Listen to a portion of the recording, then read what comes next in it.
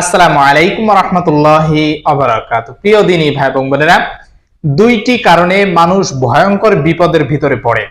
এমন দুইটি কারণ, যেই কারণগুলো আমরা কোরআন থেকে জানবো। আল্লাহ তাআলা মানুষকে কেন এমন ভয়ঙ্কর বিপদের ভিতরে ফেলে, কেন এত ভয়ঙ্কর বিপদ দিয়ে থাকেন, সে কারণগুলো কোরআন থেকে জানবো। মানুষ যখন অনেক সুখে শান্তিতে থাকে, অনেক ধন সম্পদের মালিক হয়, অনেক সম্মানের উপযুক্ত হয়, তখন সেই ব্যক্তি আল্লাহ তাআলাকে ভুলে যায় এবং সে এটাও ভুলে যায় যে দুনিয়া একেবারে ক্ষণস্থায়ী একটা জায়গা, আমার শেষ স্থান রয়েছে আখেরাতে এবং সেই আখেরাতে আমার চিরস্থায়ী বাসস্থান, সেখানে আমাকে চলে যেতে হবে, সেখানে থাকতে হবে। এই জিনিসটা মানুষ যখন অনেক উপরে ওঠে, অর্থাৎ অনেক টাকা পয়সার মালিক হয়ে যায়, তখন আল্লাহ তাআলাকে ভুলে যায়, আখেরাতকে ভুলে যায়। আর এই কারণে আল্লাহ তাআলা বিভিন্ন ভাবে মানুষকে ফিরে আসার জন্য আল্লাহর দিকে ভয়ঙ্কর ভাবে এমন বিপদ আপদ দিয়ে থাকেন। এমন দুইটি কারণ আমরা জানবো যে কি কি কারণে কোন ধরনের মানুষের উপরে আল্লাহ তাআলা এমন ভয়ঙ্কর বিপদ বালা মুসিবত দিয়ে থাকেন। আল্লাহ তাআলা সূরাতু রুমের ভিতরে 41 নম্বর আয়াতে আল্লাহ তাআলা বলেন, জহরাল ফাসাদু ফিল বাররি ওয়াল বাহরি বিমা কাসাবাত আইদিন নাস। এখানে আল্লাহ তাআলা বলেন যে জলে এবং স্থলে যে সমস্ত বিপর্যয় দেখা দেয়, এগুলো মানুষের কৃতকর্মের ফল। অর্থাৎ যে বিপর্যয়গুলো, যে ভয়ঙ্কর ভূমিকম্প হতে পারে, ভয়ঙ্কর বন্যা হতে পারে বা বিভিন্ন ক্ষয়ক্ষতি হতে পারে, এগুলো হচ্ছে মানুষের হাতের কামাই। যে গুনাহ করেছে, অনেক গুনাহের কারণে আল্লাহ তাআলা তাকে এই বিপদের ভিতরে ফেলে। তো তখন বান্দা যখন অনেক বিপদের ভিতরে পড়ে যায়, তখনই সেই বান্দা আল্লাহ তাআলার দিকে ফিরে আসে এবং আল্লাহ তাআলাকে ডাকে, আল্লাহ তাআলার কাছে সাহায্য চেয়ে থাকে। এ কারণেই আল্লাহ তাআলা এমন নাফরমান বান্দা যারা রয়েছে তাদেরকে এমন ভয়ঙ্কর বিপদে ফেলে তখনই যখন আল্লাহ তাআলা থেকে সেই বান্দা দূরে সরে যায়। তো আমরা জানবো এই নাফরমান বান্দারা যদি আল্লাহ তাআলা থেকে সরে যায়, তো এর থেকে পরিত্রাণের উপায় কি এবং আল্লাহ তাআলা আরো কাদের বিপদের ভিতরে ফেলেন। আল্লাহ তাআলা সূরা বাকারার ভিতরে 155 নং আয়াতে বলেছেন, ওয়ালা নাবলুওয়ান্নাকুম বিশাইইম মিনাল খাউফি ওয়াল জুই ওয়া নাকসিম মিনাল আমওয়ালি ওয়াল আনফুসি ওয়াস সামারাত ওয়া বাশশিরিস সাবিরিন। আল্লাহ তাআলা এইখানে বলেছেন, নিশ্চয় আমি পরীক্ষা করব ক্ষুধা বা দারিদ্রতার মাধ্যমে, ভয়ভীতির মাধ্যমে, জানমাল ক্ষতির মাধ্যমে এবং ফসল ফলাদির ক্ষতির মাধ্যমে। ওয়া বাশশিরিস সাবিরিন, যারা ধৈর্য ধারণ করে তাদের জন্য সুসংবাদ রয়েছে। আল্লাহ তাআলা সূরা বাকারার 155 নং আয়াতে সুস্পষ্ট ভাবে বলে দিয়েছেন যে আমি পরীক্ষা করব। অর্থাৎ পরীক্ষা এমন ব্যক্তিদেরকে আল্লাহ তাআলা করবেন যাদের ঈমান রয়েছে, আল্লাহ তাআলার স্মরণ অন্তরে থাকে, 5 ওয়াক্ত নামাজ কালাম পড়ে, ইবাদত বন্দেগীতে মশগুল থাকে, এরপরেও কেমন জানি তাদের অভাব দূর হয় না, দারিদ্রতা লেগেই থাকে, অসুস্থতা থাকে। এই যেমন ভয়ঙ্কর বন্যার কবলে অনেক দেখা যায় ঈমানদার ব্যক্তিরাও পড়েছেন। এটা আল্লাহ তাআলার পরীক্ষা, বান্দার ঈমান যাচাইয়ের একটা মাধ্যম। সেই সময় যদি বান্দা আল্লাহ তাআলার কাছে সাহায্য চায়, ঈমানি পরীক্ষায় উত্তীর্ণ হতে গেলে সে বান্দা এমন কিছু করণীয় রয়েছে, এমন কিছু কাজ রয়েছে যে কাজগুলো আল্লাহ তাআলা বলে দিয়েছেন যে আমি তোমাকে পরীক্ষা করব এই এই বিষয়ের মাধ্যমে, এই বিপদ দিয়ে। আল্লাহ তাআলা দুই ধরনের মানুষকে এই বিপদ দিয়ে থাকেন। একটা হচ্ছে এই সূরা বাকারার 155 নং আয়াত দ্বারা বোঝা গেল যে ঈমানদার যারা রয়েছে তাদেরকে আল্লাহ তাআলা পরীক্ষা করবেন, এবং সূরা রুমের 41 নং আয়াত দ্বারা বোঝা যায় যে যারা গুনাহে লিপ্ত হয়েছে, গুনাহের সাগরে হাবুডুবুর খাচ্ছে, নাফরমান বান্দা, তাদেরকে আল্লাহ তাআলা এই শাস্তি দিবেন, ভয়ঙ্কর বিপদ দিয়ে থাকেন।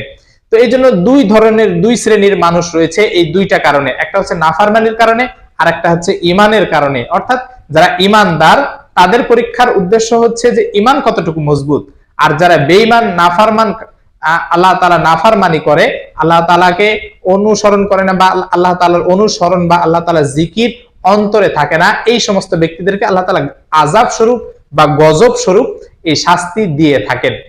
তো এই বিপদ আপদ যদি আমার উপরে আসে তখন আমাদের করণীয় কি, এ বিষয়ে আল্লাহ তাআলা বলেছেন এই সূরা বাকারার আরেকটা আয়াত আগে 153 নম্বর আয়াতে আল্লাহ তাআলা বলেছেন, ইয়া আইয়ুহাল্লাযীনা আমানুস্তাঈনু বিস-সাবরি ওয়াস-সালাহ ইন্নাল্লাহা মা'আস সাবিরিন। এখানে আল্লাহ তাআলা সুস্পষ্ট ভাবে বলেছেন, হে ঈমানদারগণ, তোমরা ধৈর্য এবং নামাজের মাধ্যমে আল্লাহ তাআলার কাছে সাহায্য চাও। ইন্নাল্লাহা মা'আস সাবিরিন, নিশ্চয় আল্লাহ তাআলা ধৈর্যশীলদের সাথে রয়েছে। যখন কোনো ব্যক্তি বিপদ আপদে পড়ে, আল্লাহ তাআলা এই সূরা বাকারার ভিতরেই শেষের দিকে 2 নম্বর পারার একেবারে শেষের দিকে বলেন যে আল্লাযীনা ইযা আসাবাতহুম মুসিবা ক্বালু ইন্না লিল্লাহি ওয়া ইন্না ইলাইহি রাজিউন। আল্লাহ তাআলা বলেন যে যারা বিপদ আপদে পড়ে এবং তারা বলে যে ইন্না লিল্লাহি ওয়া ইন্না ইলাইহি রাজিউন, নিশ্চয়ই আমরা আল্লাহর জন্যই আর আল্লাহ তাআলার কাছে ফিরে যাব। আল্লাহ তাআলা বলেন উলাইকা আলাইহিম সালাওয়াতুম মির রাব্বিহিম ওয়া রাহমা ওয়া উলাইকা হুমুল মুহতাদুন। এই সমস্ত ব্যক্তিদের জন্য আল্লাহ তাআলার দয়া এবং অনুগ্রহ করুণা রয়েছে এবং এরাই হচ্ছে হেদায়েত প্রাপ্ত। তো এইখানে আল্লাহ তাআলা সুস্পষ্টভাবে বলে দিয়েছেন যে যদি কোনো ব্যক্তি যদি এমন মনে হয় যে আমি 5 ওয়াক্ত নামাজ কালাম পড়ি, রোজা রাখি, আমার হজ ফরজ হয়েছে আমি হজ করি, আমার যাকাত ফরজ হয়েছে আমি যাকাত আদায় করি, কুরবানি করি, এমন সব কিছুর পরেও কেমন জানি বিপদ আমার পিছু ছাড়ছে না, কোনো না কোনো অভাব অনটন আমার ভিতরে দেখা দিচ্ছে, তাহলে বুঝতে হবে যে নিশ্চয়ই আমাকে আল্লাহ তাআলা ঈমানি পরীক্ষা নিচ্ছে। আর এইখানে একজন ঈমানদারের ঈমানি পরীক্ষার যে একটা সুযোগ রয়েছে, যে ঈমানি পরীক্ষা দেওয়ার, সে বান্দার জন্য এটা সুবর্ণ সুযোগ যে আমি আল্লাহ তাআলার একজন প্রিয় বান্দা হওয়ার জন্য এটাই সুযোগ। আমি অনেক বিপদে পড়লাম, আমি 2 বেলা খাইতে পাইতেছি, 1 বেলা খাইতে পাইতেছি না, অথবা আমি 1 বেলা খাইতেছি আর 2 বেলা আমি না খেয়ে আসি, তখন আল্লাহ তাআলা শুকরিয়া আদায় করতে হবে। হে আল্লাহ, তুমি আমাকে 1 বেলা খাওয়াইতেছো, এটার জন্যই যথেষ্ট, এর জন্য আমি শুকরিয়া আদায় করি। অনেকে তো একেবারে 2 দিন 3 দিন না খেয়ে থাকে। এইভাবে শুকরিয়া আদায় করতে হবে। যখন দেখা যায় বন্যার কারণে ঘর বাড়ি, অনেকের জানের ক্ষতি হয়ে যায়, মালের ক্ষতি হয়ে যায়, যেমন অনেকের গরু ছাগল বা গৃহপালিত পশু নষ্ট হয়ে গেছে, মরে গেছে, অনেকের ঘর বাড়ি ভেঙে গেছে, ফসল ফলাদির ক্ষতির মাধ্যমে তারা একেবারে সে নিঃস্ব হয়ে গেছে, সেই সময়ও ধৈর্য ধারণ করা এবং আল্লাহ তাআলার কাছে সাহায্য চাওয়া, এটাই হচ্ছে একজন প্রকৃত ঈমানদারের যে বিষয়টা রয়েছে ঈমানি পরীক্ষার, সে বিষয় যে আমি একজন ঈমানদার, সেই ঈমানদারের যে একজন পরিচয় দেওয়া হয়, এটাই হচ্ছে একটা মাধ্যম।